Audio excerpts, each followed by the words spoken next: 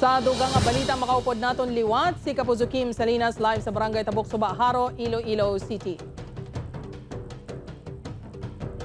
Taxi driver ginaaligar nagbinastos samtang nagabiyahe. Aktwasyon sa nasaksihan sang iya mga pasahero. Magtimbang nga grupo nag-atubangay na. Ang resulta, hibaloon sa atong pagtutok.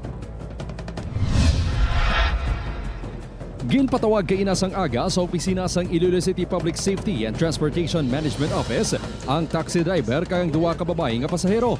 Aligasyon sa mga pasahero nga nagbinastos ang taxi driver samtang sakay sila sa taxi unit nga gindala sa padulong sa isa ka mall sa Mandurriao. Lunsa yara sa likod nga bahin sang taxi nagpungko ang mga tagreklamo.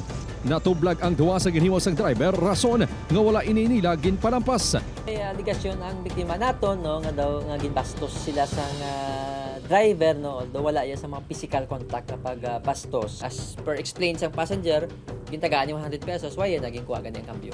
Sang nagatubangay na, nagpangayo sa pasaylo ang driver kag nag-areglanay naman ang magtimbang nga bahin. Wala naman sang plano nga magpasaka pa sang kaso ang duwa ka babae.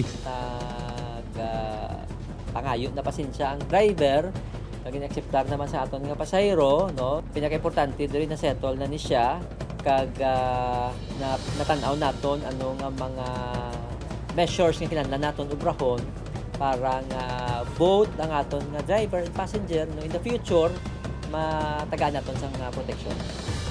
Suno kay Konlo, hindi na magmaneho ang gireklamo nga driver bangod substitute lamang ini. Ang mga taxi driver ang ginapahayag makapila na kabeses nga nagsaylo-saylo sa mga taxi company. Ang mga pasahero naman ang lunsay professional. Ang regular nga driver sa mga taxi unit nagalaom makuntani. Hindi siya masanaan niya among naghimo sa mga aligasyon para hindi maapektuhan ang iya pagbiyahe. Nagpasalig si Konlo nga ang insidente ang isa lang ka-isolated case kag sa pangkabilugan. Safe ang pagsakay sa mga pasahero sa mga taxi sa Iloilo City. Upod kay Cirilo Renduque, Kim Salinas.